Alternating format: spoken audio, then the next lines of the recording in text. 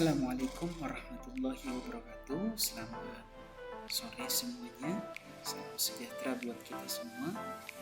Kali ini kita akan membahas terkait peran negara terhadap warga negara pada mata kuliah kewarganegaraan. Pada pertemuan ini, sesi ke-6, kita akan membahas terkait peran negara terhadap warga negara.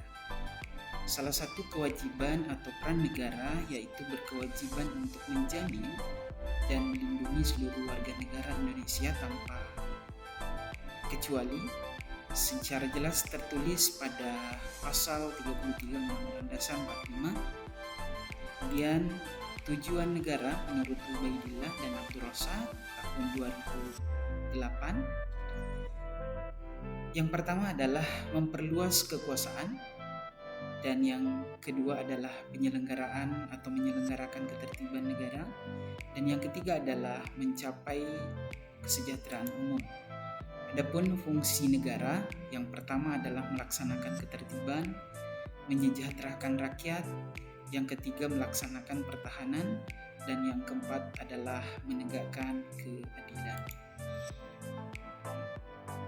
Berikutnya, wujud hubungan negara dengan warga negara. Setidaknya ada 4. Pertama adalah peran pasif, peran aktif, peran positif, dan peran negatif. Peran positif, salah satu contohnya adalah membayar pajak, menaati peraturan lalu lintas. Peran aktifnya itu ikut berpartisipasi dalam pemilu. Peran positifnya adalah pemenuhan fasilitas pendidikan dan kesehatan, dan sedangkan peran negatifnya adalah berhak memeluk agama dan kepercayaan. Kemudian sifat-sifat negara ada sifatnya memaksa, kemudian monopoli, kemudian totalitas. Berikutnya lagi adalah globalisasi dan revolusi industri 4.0 atau 4.0. Ada beberapa isu global. Yang pertama adalah perdagangan bebas, yang kedua perbedaan budaya, yang ketiga adalah tingginya tingkat mobilitas, yang keempat adalah perubahan di bidang teknologi, yang kelima adalah derasnya arus informasi. Selanjutnya kita akan lihat hubungan warga negara dan negara. Secara konstitusi dapat dilihat dari warga negara adalah variabelnya adalah dilihat dari aspek potensinya, kemudian kemampuannya, cita-cita, aspirasi masyarakat atau warga negara, kemudian perilaku, kemudian tindakan dan prestasi. Kemudian negara yaitu variabelnya adalah politik, ekonomi, sosial budaya, hankam, kemudian pendidikan, hukum, dan agama. Kedua negara antara warga negara dan negara memiliki hak dan kewajiban dan tentu saling berkontribusi, dan hal ini telah diatur dalam konstitusi kita.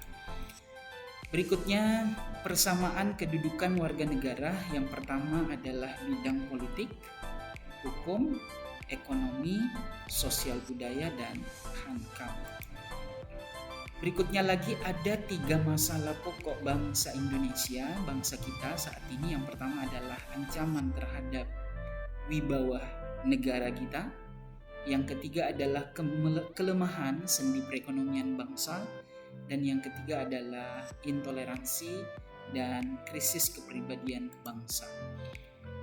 Berikutnya lagi, mengapa diperlukan harmoni kewajiban dan hak negara dan warga negara. Hak dan kewajiban warga negara merupakan wujud dari hubungan negara dengan warga negara.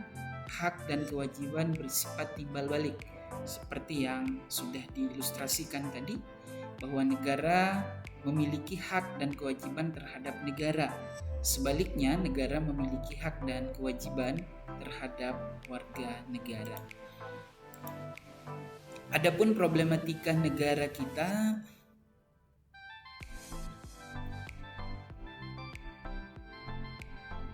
berikutnya ada tantangan terhadap ideologi Pancasila. Yang pertama adalah perkembangan sains dan teknologi. Yang kedua adalah budaya global seperti tantangan, ateisme, individualisme, dan kapitalisme. Dan yang ketiga adalah bonus demografi.